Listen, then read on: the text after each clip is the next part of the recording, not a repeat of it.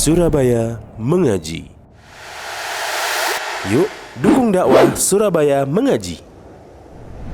Salurkan harta terbaik Anda untuk operasional dakwah.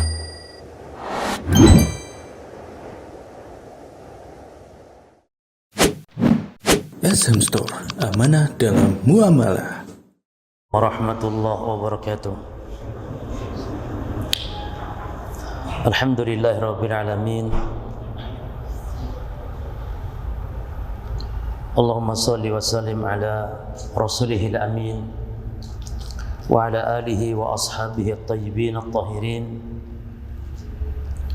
wa man tabi'ahum ila yaumiddin, amma ba'd. Para jamaah kaum muslimin wal muslimat a'azakumullah, masih di pembahasan kaidah-kaidah berkaitan pelajaran dari kitab tauhid di halaman 7 ya. Nah, di halaman 7.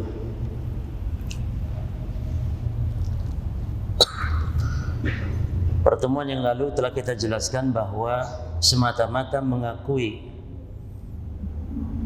rububiyah Allah itu belum mencukupi seorang disebut sebagai ahli tauhid, sebagai seorang muslim, tapi wajib menetapkan uluhiyah Allah Subhanahu wa taala. yakni meyakini Allah pencipta, pengatur alam semesta, penguasa alam semesta tidak cukup.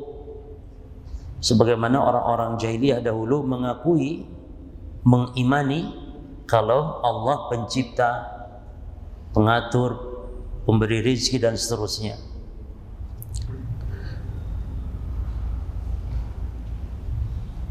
Allah Ta'ala berfirman, lihat di halaman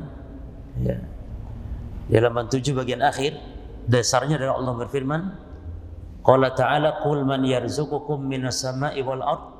Katakan Muhammad, siapa yang memberi rezeki kepada kalian dari langit dan dari bumi. Ama yamliku sama wal absar. Siapa yang menguasai pendengaran, penglihatan. Wa man yukhriju al-hayya minal mayyit. Dan siapa yang mengeluarkan yang hidup dari yang mati. Wa yukhrijul mayyita minal hayy. Dan mengeluarkan yang mati dari yang hidup. Wa man yudabbirul amra. Dan siapa yang mengatur semua urusan. Maka orang-orang musyrikin akan mengatakan fasayaquluna Allah. Mereka akan mengatakan Allah. Nah, faqul afala tattaqun, maka katakan kenapa kalian tidak takut? Ai afala tattaquna syirka. Yani kenapa kalian tidak menjauhi kesyirikan? Ma iqrarikum bihadzal iqrar, bersamaan dengan kalian menetapkan rububiyah Allah yang mencipta, menghidupkan, mematikan. Maka beriman kepada Allah, sekali lagi, bukan mengimani adanya Allah, bukan sekedar mengimani Allah pencipta, pengatur, penguasa jagat raya ini, bukan. Tapi beriman kepada Allah mencakup 4 hal. Pertama, al-iman biwujudillah, iman kepada wujudnya Allah. Yang kedua, al-iman birububiyatillah ta'ala, iman kepada rububiyah Allah, yakni Allah yang menciptakan, menghidupkan, mematikan. Yang ketiga, al-iman biuluhiyatihi ta'ala, iman kepada Allah yang berhak disembah, iman kepada uluhiyah, ini satu-satunya zat yang berhak diibadahi. Dan yang keempat, al-iman bi asma'illahi ta'ala wa sifatihi, beriman kepada nama dan sifat-sifat Allah. Jadi tidak sekedar iman adanya Allah, karena iblis mengimani adanya Allah, Fir'aun mengimani adanya Allah, adanya pencipta, adanya pengatur dan seterusnya. Kemudian ada hadis dari Abdullah bin Umar yang menunjukkan bahwa tugas Nabi, tugas Rasul adalah agar manusia itu bertauhid dengan tauhid ibadah uluhiyah, bukan agar manusia bertauhid rububiyah. Karena sebelum diutus Nabi Muhammad pun, ya, Abu Jahal itu sudah bertauhid, tapi tauhidnya di rububiyah saja, yang tidak membuat Abu Jahal dianggap seorang mukmin beriman atau seorang yang muslim. Inilah hadisnya, kata Nabi, umirtu an uqatilan nas, Aku diperintah oleh Allah untuk memerangi manusia hatta yashhadu an la ilaha illallah. Sehingga manusia bersaksi la ilaha illallah. Yani manusia sehingga bersaksi tiada sesembahan yang benar kecuali Allah. Jadi bukan tiada Tuhan. Karena kalau diterjemahkan tiada Tuhan selain Allah, ini salah terjemahan ini. Atau makna ini salah. Karena kalau tiada Tuhan selain Allah, Abu Jahal sudah menyatakan tiada Tuhan selain Allah. Ya, ini tiada tiada pencipta, pengatur, penguasa selain Allah. Kalau memang makna la ilallah tiada penguasa Tuhan selain Allah, kenapa Abu Jahal tidak mau mengucapkan la ilaha illallah ketika diperintah Nabi? Karena Abu Jahal tahu makna la ilaha illallah artinya la ma'budah haqqun illallah. Tidak ada ma'bud, sesembahan yang benar kecuali hanya satu. Abu Jahal tidak setuju sesembahan cuma satu. Sehingga Abu Jahal tidak mau mengatakan la ilaha illallah. Maka dari sini kita tahu kalau la ilaha illallah bukan tiada Tuhan. Tapi la ilallah artinya tiada sesembahan yang benar. Adapun sesembahan yang batil banyak selain Allah. Ya, Nyi Roro Kidul termasuk sesembahan. Tapi sembahan yang batil. Maka tiada sembahan yang benar kecuali hanya satu saja Allah. Adapun sembahan yang batil banyak. Ini makna la ilaha illallah. Wa anni Rasulullah, dan agar manusia bersaksi kalau aku adalah Rasulullah, wa yuqimus salata wa yu'tuz zakah, mendirikan salat dan menunaikan zakat. Fa idza fa'alu dzalika 'asamu minni dima'ahum wa amwalahum. Kalau mereka sudah meyakini ini, melakukan yakni salat, menunaikan salat, ya, maka terpeliharalah mereka dariku darahnya dan hartanya. Illa bihaqqil Islam, kecuali dengan hak Islam, wa hisabuhum Allah, dan hisabnya terserah Allah. Artinya orang kalau sudah bersyahadat la ilaha illallah Muhammad Rasulullah, terpelihara darahnya. Berarti orang kafir musyrik itu darahnya tidak terpelihara. Artinya berjemaah, kalau peperangan misalnya, kalau dia kafir maka hartanya boleh dirampas, wanitanya boleh ditawan, darahnya boleh ditumpahkan. Tapi kalau muslim, terjadi peperangan antar muslim misalnya, itu tidak boleh, walaupun perang muslim dengan muslim, tidak boleh ada istilah tawanan, hartanya dirampas, nggak boleh. Karena bagaimanapun muslim tetap hartanya haram, darahnya haram, peperangannya sendiri haram, ya. Cuman seandainya terjadi peperangan. Terus kafir pun tidak setiap kafir, yakni halal darahnya, tidak jemaah. Jadi kafir yang dimaksud halal darahnya kafir yang dalam peperangan, kafir harbi. Sehingga Allah mengatakan la yanhakumullah anil ladzina lam yuqatilukum fid din wa lam yukhrijukum min diyarikum an tabaruhum wa tuqsitu ilaihim. Allah tidak melarang kalian untuk berbuat baik dan berbuat adil kepada kafir yang tidak memerangi, tidak musir. Berbuat baik, berbuat adil. Berarti diperintah kita untuk menumpahkan darah itu darah kafir harbi. Bahkan kalau darah kafir mu'ahad, kafir musta'man, itu diancam kita. Diancam oleh agama, oleh syariat. Man qatala nafsan mu'ahadan lam yarah raihatal jannah. Siapa yang membunuh kafir, kafir. Siapa yang membunuh kafir mu'ahad seperti turis misalnya, itu kafir mu'ahad. Turis, ya, yang suka telanjang-telanjang itu di Bali, turis yang suka telanjang, yang mengotori negeri kita ini, itu tidak boleh dibunuh jemaah. Tidak boleh, walaupun demikian keadaannya. Sabar, kita tidak boleh bunuh turis seperti itu. Kata Nabi, tidak cium baunya surga, tidak cium aroma surga. Dan di sini kita dapat faedah, kalau kafir yang begitu saja tidak boleh dibunuh, maka membunuh orang Islam lebih berat lagi dosanya. Maka dalam Islam berjamaah yang namanya diat, ya, itu dibedakan antara kafir dengan muslim. Kalau kafir itu separuh dari muslim. Kalau jiwa muslim itu 100 ekor unta, kalau muslim 50. Ini menunjukkan rendah.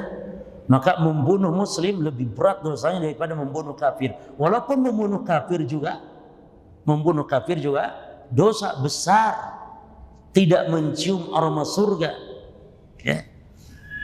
Maka itu yang kelompok-kelompok jihad ya, mengatasnamakan Islam, jihad membunuh kafir di mana-mana seperti ini bukan jihad, atau itu adalah jihad yang tidak syar'i, karena jihad harus terpenuhi syarat-syaratnya. Ya. Kemudian di sini kata Nabi illa bihaqqil Islam, kecuali dengan hak Islam, yakni orang Islam boleh dibunuh. Orang Islam apalagi orang mu'ahad tadi, kafir mu'ahad musta'man, boleh dibunuh dengan hak Islam, seperti melanggar Islam misalnya membunuh ya, dihukum qisas dia boleh ya, atau misalnya berzina yang pernah menikah atau berzina yang sudah berkeluarga, zina muhsan namanya, itu boleh dibunuh, dirajam. Adapun selain daripada hak Islam tidak boleh seorang muslim menumpahkan darah muslim ya, bahkan darah kafir sekalipun, kalau kafir yang harus dijaga harta darah ya, harta dan darahnya. Ada 3 kafir jemaah, kafir mu'ahad, kafir musta'man, dan kafir dhimmi. Kalau kafir dhimmi ini tetangga kita yang hidup satu negeri dengan kita, di bawah naungan negara, satu negara dengan kita. Adapun mu'ahad dan musta'man itu hidup ditinggal di negeri-negeri mereka, tapi dia masuk ke negara Islam dengan kepentingan. Kalau mu'ahad, kepentingan dengan negara seperti para turis. Adapun kalau kafir musta'man, kepentingan dengan pribadi muslim. Mungkin orang Islam punya kerabat di negara kafir, lalu dia menjamin kedatangan kafir tersebut atas jaminan seorang muslim. Maka kita seluruh muslim wajib menghormati perjanjian ini. Itu kafir musta'man namanya. Kalau kafir mu'ahad kayak turis yang masuk atas izin negara. Kalau kafir dhimmi tetangga kita aja, itu semua haram ditumpahkan darahnya. Jelas ya? Wa Nabi sallallahu alaihi wasallam qatalahum ma iqrarihim bi anna Allah wal khaliqur raziqu. Maka Nabi memerangi mereka orang-orang musyrikin, padahal mereka menetapkan orang musyrik ini kalau Allah pencipta, kalau Allah pemberi rizki, al-mudabbir, Allah yang mengatur. Kenapa? Li'annahum asyraku fi ibadatillahi ta'ala, karena mereka berbuat syirik dalam beribadah kepada Allah ya. Demikian kaidah yang pertama ya, sabatanallahu jami'an, semoga Allah mengokohkan kita semuanya alal haqqil mubin, di atas kebenaran yang nyata, hatta nalqahu, sampai kita dipertemukan oleh Allah dengannya, sampai kita meninggal dunia, sampai wafat. Ini jadi mu'alif setelah membahas satu kaidah, beliau tutup dengan doa seperti ini.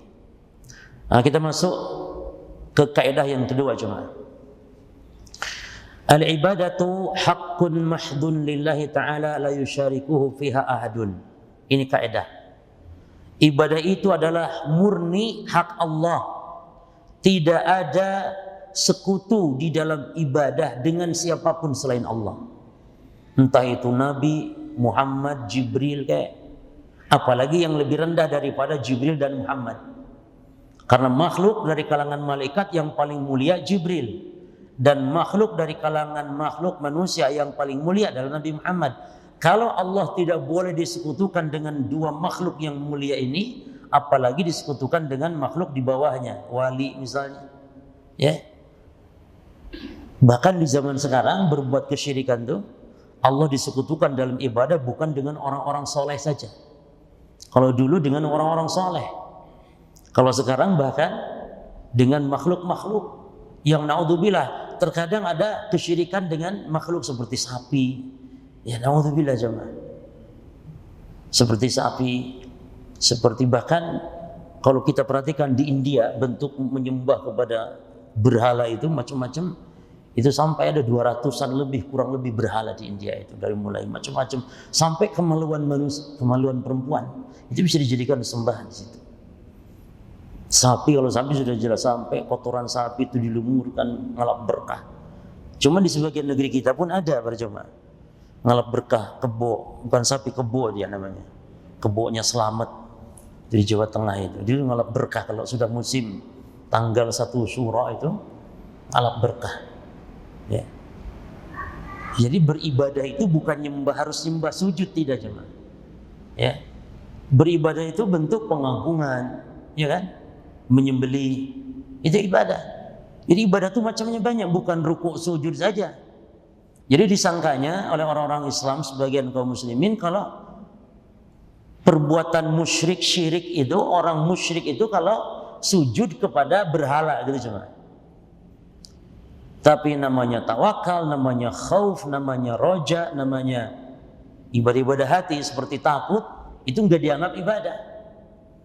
Takut terhadap sesuatu yang sesuatu ini tidak bisa dilakukan kecuali hanya oleh Allah, maka ini namanya kesyirikan.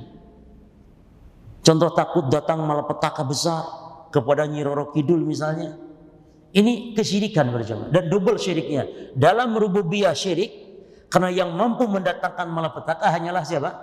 Allah Subhanahu wa taala. Yang kedua, mempersembahkan sembelihan kepada Nyi Roro Kidul karena sebab takut tadi. Jadi dua kesyirikan yang dilakukan. Syirik dalam rububiyah sekaligus syirik dalam ibadah. Menyembelih itu ibadah. Qul inna salati wa nusuki ay wa dzabhi lillah. Katakan Muhammad, yang namanya ibadahku, nyembelihku hanya untuk Allah. Seperti kaum muslimin kalau lewat tempat yang dianggap menakutkan, angker dan semisal, itu biasa dia meminta isti'adah, minta perlindungan kepada selain Allah, kepada penguasa tempat itu. Al-isti'adah itu cuma. Jadi al-isti'adah itu ibadah. Apa dalil isti'adah itu ibadah? Minta perlindungan itu ibadah. Dalilnya Allah berfirman, "Qul a'udzu birabbil falaq." Katakanlah isti'adah itu hanya kepada Rabbnya, Al-Falaq. Qul a'udzu birabbi nas. Katakan minta perlindungan hanya kepada Rabbnya manusia. Ini kepada mbah. Permisi mbah, butuhmu lewat mbah, ojo ganggu mbah. Ojo ganggu mbah. Takut dengan gangguan mbah. Ini syirik, dan ini syirik besar loh jemaah. Ini syirik kecil masih lumayan dia. Kalaupun masuk neraka tidak kekal, lumayan. Lumayan tidak kekal itu. Masuk neraka tidak kekal itu lumayan. Tapi nek takut seperti ini kekal abadi. Tidak keluar sepanjang hidup, tidak keluar sama sekali. Na'udzubillah. Allah tidak akan ampuni kalau sampai terbawa mati. Menyembelih untuk selain Allah, nggak ada syirik kecil. Semua menyembelih untuk selain Allah hukumnya syirik besar. Ya. Wa man dzabaha li ghairillahi faqad asyrak. Siapa yang menyembelih selain Allah, dia telah syirik. Dalam hadis yang lain kata Nabi, la'anallah, Allah melaknat man dzabaha li ghairillah. Allah laknat. Dan laknat ini ada dua jemaah. Ada laknat yang besar, ada laknat yang kecil. Laknat besar adalah setiap pelaku-pelaku kesyirikan dengan syirik besar dan kufur besar, yakni selamanya dijauhkan dari rahmat Allah. Karena laknat maknanya at-tardu wal bu'du min rahmatillah. Laknat artinya dijauhkan dari rahmat Allah. Nah, dijauhkannya ada yang besar yakni selamanya. Adapun kalau yang kedua laknat yang kecil, yakni laknat terhadap perbuatan dosa yang bukan atau di bawah kesyirikan. Itu diharamkan rahmat Allah tapi sementara. Tapi nanti Allah berikan rahmat. Dijauhkannya sementara. Contoh pemakan riba itu dilaknat namun sementara. Karena pemakan riba tidak kafir, tidak keluar dari Islam. Maka kalau dilaknat sementara tok. Ini bedanya laknat antara laknat besar dan kecil, dan juga laknat dari dua sisi, dari Allah dan dari makhluk. Kalau dari Allah dijauhkan dari rahmat, kalau dari makhluk adalah doa dijauhkan dari rahmat. Doa agar dijauhkan dari rahmat. Seperti pemakan riba, apa kata Jabir radhiyallahu anhu dalam hadis Muslim? La'ana Rasulullah sallallahu alaihi wasallam akila riba, mukilahu wa katibahu wa syahidaihi. Qala hum sawa'un. Kata Jabir, Rasul melaknat pemakan riba, pemberi riba, dua saksinya dan juru tulisnya. Mereka sama dalam laknat. Nah, ini laknat pemakan riba, juru tulis riba. Ini laknat sementara, laknat kecil. Tapi kalau tadi menyembelih selain Allah, laknat yang besar. Karena menyembelih selain Allah untuk selain Allah, hukumnya syirik besar. Fala tusraful ibadatu illa lillahi ta'ala wahdahu la syarika lahu. Maka tidak boleh memalingkan ibadah kecuali hanya kepada Allah semata, tidak ada sekutu baginya. Dalilnya 3 dalil. Perhatikan para jemaah, dalil yang pertama, wa ma khalaqtul jinna wal insa illa liya'budun. Dan tidaklah aku ciptakan jin dan manusia kecuali untuk beribadah. Kata-kata ibadah dalam Quran maknanya tauhid. Maka Ibnu Abbas mengatakan, kullu mawdhi'in fil Quran wa'budullaha fa ma'nahu wahidullah. Setiap ada perkataan beribadahlah di Quran, beribadahlah maknanya tauhidkanlah Allah. Karena tidak disebut ibadah kalau tidak dengan tauhid. Makanya dalam ayat Allah tidak sekedar memerintahkan ibadah. Saya ulangi, di dalam Quran Allah tidak sekedar memerintahkan ibadah, tapi memerintahkan ikhlas dalam ibadah. Ikhlas dalam ibadah. Wa ma umiru illa liya'budullaha. Enggak cukup. Tapi mukhlisina lahuddin. Allah tidak sekedar wa'budullaha, tapi wala tusyriku. Jadi enggak cukup ibadah, enggak. Karena kalau cuman beribadahlah wahai manusia, selesai. Abu Jahal sudah beribadah. Tidak usah Allah utus Nabi Muhammad. Abu Jahal sudah beribadah dia kepada Allah. Kalau cuman wahai manusia beribadahlah, selesai. Abu Jahal sudah beribadah. Tapi Abu Jahal beribadah dengan kesyirikan. Artinya Allah diibadahi, selain Allah juga diibadahi. Maka Allah utus Nabi Muhammad untuk melarang Abu Jahal berbuat syirik dalam beribadah, bukan memerintah ibadah. Maka banyak ayat selalu diperintah ibadah dan dilarang syirik. Perintah ibadah, larang syirik. Perintah ibadah, larang syirik. Bukan hanya perintah ibadah saja. Ya. Perhatikan ayat-ayat contohnya yang kedua. Walaqad ba'atsna fi kulli ummatin rasulan an ibudullaha. Enggak cukup, tapi wajtanibut taghut. Ayat berikutnya wa'budullaha, enggak cukup, tapi wala tusyriku bihi syai'a. Inilah hakikat tauhid jemaah. Menggabungkan penetapan dan pengingkaran. Menetapkan satu-satunya yang benar untuk diibadahi dan mengingkari semua sembahan yang batil selain Allah. Jelas ya, ini hakikat tauhid demikian. Kata para ulama, at-tauhid, hakikatut tauhid al-jam'u bainan nafi wal isbat. Hakikat tauhid adalah penggabungan antara penetapan dan penafian. Jadi Allah mengatakan di sini, walaqad ba'atsna fi kulli ummatin rasulan, dan sungguh kami telah mengutus pada setiap umat seorang rasul yang misi dakwahnya adalah ani'budullah dan wajtanibu taghut. Yang kedua Allah mengatakan wa'budullaha wa la tusyriku bihi syai'a. Ayat ini jemaah, wa'budullaha wa la tusyriku bihi syai'a. Ini surah An-Nisa ayat yang ke-36. Ini disebut ayat al-huquqil 'ashr. Ayat hak-hak yang 10. Karena di dalam ayat ini ada 10 hak.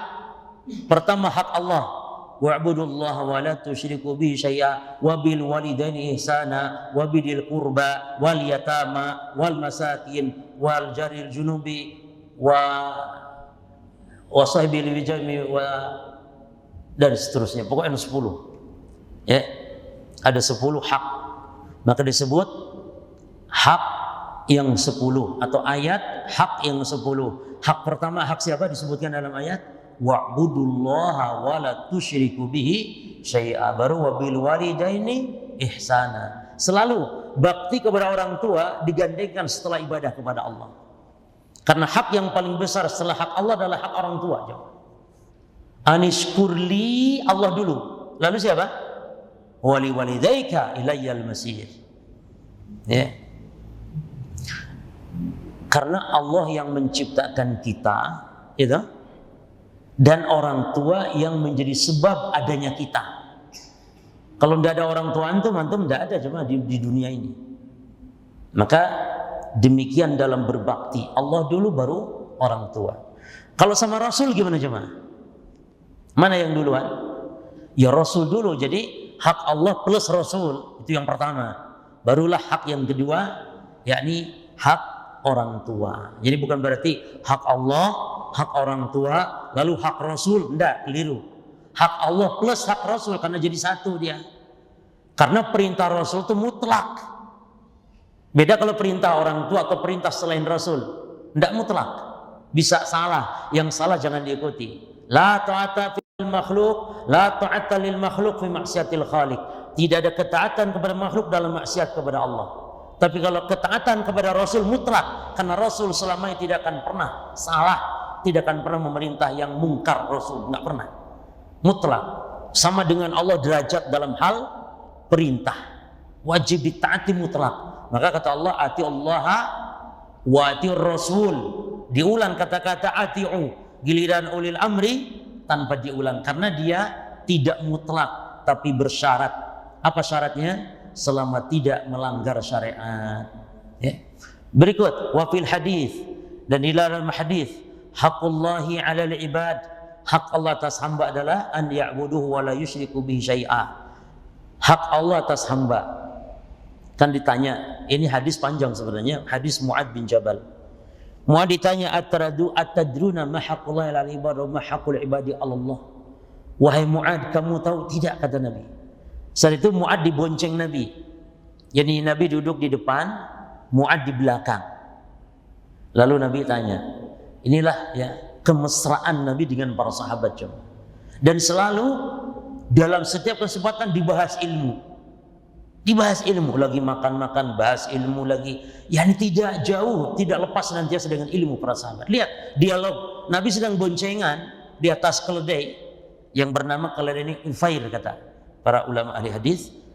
Keledai namanya Ufair. Nabi ini menunjukkan tawadhu'nya Nabi, karena keledai itu adalah kendaraan yang murahan di zaman itu.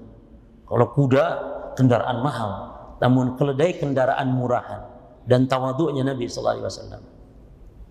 Lalu kata Nabi, tahu enggak wahai Mu'ad, apa hak Allah atas hamba dan apa hak hamba atas Allah?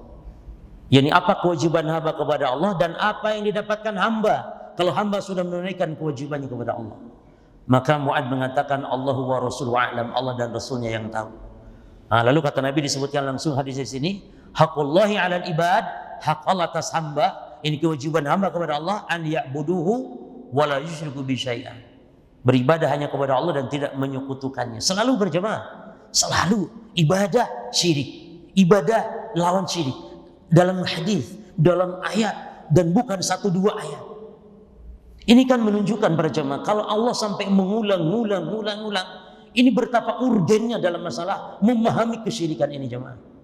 Dan kemarin saya sampaikan di masjid ini juga, Allah itu kan Maha Pengampun tuh jemaah. Luas ampunan Allah, luas rahmat Allah. Membunuh, berzina, mencincang manusia itu kan kejam, keji sekali.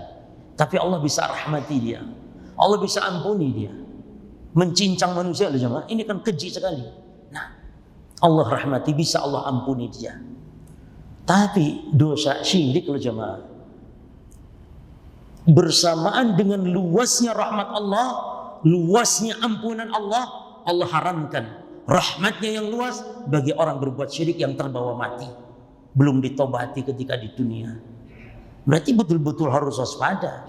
Tidak salah kalau ngaji tauhid seperti inilah ratusan kali jemaah, supaya kita tidak terjatuh betul ke dalam kesyirikan ini. Ya. Jadi selalu beribadah kepada Allah dan tidak menyekutukan, tidak berbuat syirik dalam beribadah.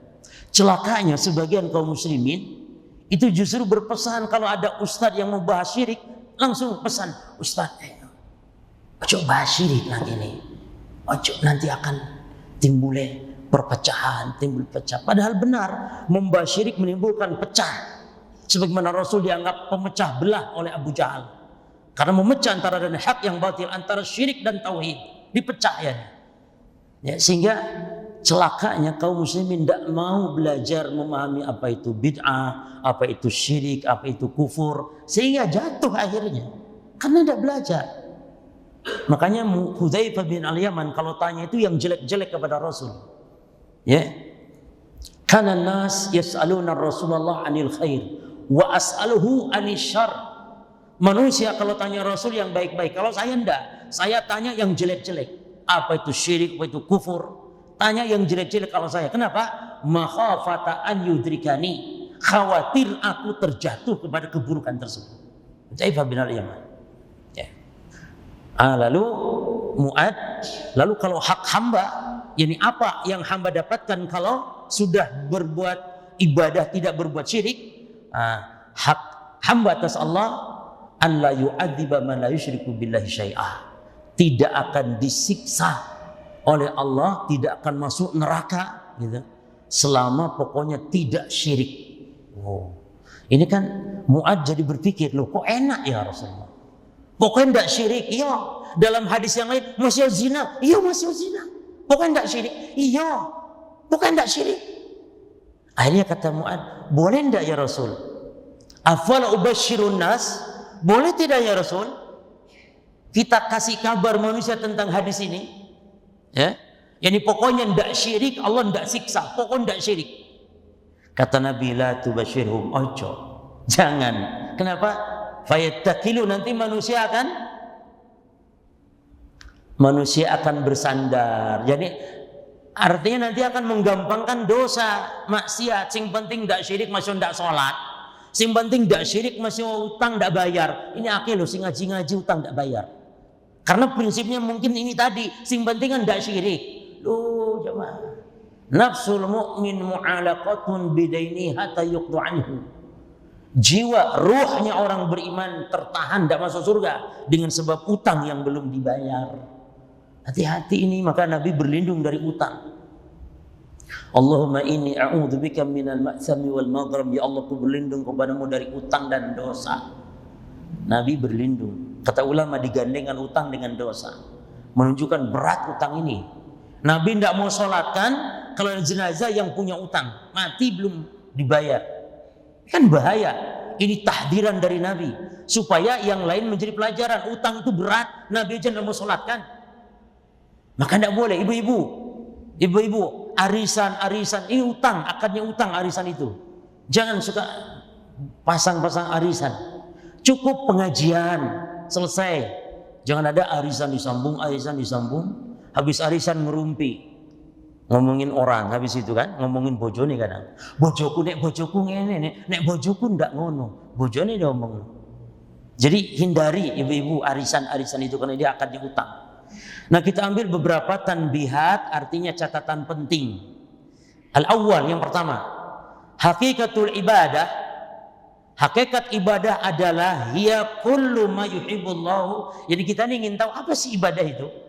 Apa sih batasan ibadah? Nanti akan ada juga poin kedua. Qayyid, batasan sesuatu disebut ibadah. Sekarang yang pertama secara umum dulu. Setiap yang dicintai Allah dan diridhoi Allah minal a'mali, baik perbuatan, wal aqwali, baik perkataan, adh-dhahirati, baik zahir yang nampak, wal batin yang tidak nampak. Seperti perkataan hati, amalan hati itu batin. Semua pokok dicintai Allah, diridhai Allah, baik perkataan, perbuatan, zahir ataupun batin, itu ibadah. Setiap yang diridhoi, dicintai Allah. Nanti batasannya yang kedua nih. Batasannya sesuatu ibadah atau tidak ibadah itu yang kedua. As-tsani al-marja' fi kaunil fi'il awil qaul ibadah huwa al-Qur'anu wa sahihu sunnati Nabi sallallahu alaihi wasallam. Yang menjadi rujukan bahwa sebuah perbuatan atau perkataan itu disebut ibadah, rujukannya apa? Quran dan sunnah Nabi yang sahih. Itu rujukannya. Nah, di antara poin-poin penting, yakni kaedah sesuatu disebut ibadah, di sini ada 6 kaedahnya. Dihafal ada 6 kaedahnya ya. Yang pertama, kullu amal, tetap rujukannya Quran dan hadis ya, cuman batasannya ini dia. Kullu amal au qaulin ja'al amru bihi wal hasu alaihi fahuwa ibadah. Setiap perkataan atau perbuatan yang datang perintahnya dan anjurannya. Di mana tadi disebutkan perintah dan anjurannya ini di mana adanya? Quran dan sunnah yang sahih. Maka setiap perkataan perbuatan yang ada perintahnya atau yang ada anjurannya, kalau perintah berarti wajib, kalau anjuran berarti dia sunnah mustahab, maka fahuwa ibadah, maka itu adalah ibadah. Perintah seperti aqimus shalah, berarti salat ibadah bukan? Ibadah. Watuz zakah, ibadah bukan zakat? Ibadah. Birrul walidain, ibadah bukan? Ibadah. Menuntut ilmu, pokoknya perintah dan anjuran. Perintah menunjukkan wajib, anjuran menunjukkan sunnah. Kedua, kullu amalin aw qaulin ja'al madhu li fa'ilihi fahuwa ibadah. Setiap perbuatan atau perkataan yang datang pujian bagi pelakunya. Di mana datang pujiannya? Tadi Quran dan sunnah Nabi yang sahih. Fahuwa ibadatun, maka kalau ada pujian kepada pelakunya ya, fahuwa ibadatun, maka berarti perkataan perbuatan itu adalah ibadah. Dari mana kita tahu kalau itu ibadah? Ada pujian bagi pelakunya. Ya, pujian. Tuh, yang ketiga. Kullu amalin aw qaulin uliqa alaihi sawabu wa huwa ibadah. Setiap perbuatan atau perkataan yang dikaitkan dengan pahala. Siapa yang berbuat ini akan begini, akan dapat ini, dapat itu. Bidadari, surga, ampunan. Dikaitkan dengan pahala berarti perkataan perbuatan itu adalah ibadah. Dari mana kita tahu kok ini ibadah? Dikaitkan dengan pahala. Seperti misalnya man qara'a qurallahu ahad asra maratin banallahu lahu baitan fil jannah. Jemaah, hadisnya sahih dari Imam Abu Dawud dan yang lainnya. Siapa yang baca qul huwallahu ahad dalam lafaz hatta yakhtimaha. Siapa yang baca qul huwallahu ahad sampai selesai. Jadi jangan cuman qul huwallahu ahad gitu enggak, tapi qul huwallahu ahad Allahu samad lam yalid sampai selesai. Berapa kali? 10 kali, maka dia adalah ibadah. Jelas ya? Maka akan dibangunkan baginya istana di surga. Masya Allah, entengnya cuman baca 10 kali, paling nggak sampai beberapa menit, ya toh? Tapi dibangunkan istana di surga. Maka mari kalau ada waktu luang baca surah Al-Ikhlas berapa kali? 10 kali. Ya banyak kesempatan kita membaca. Allah alam.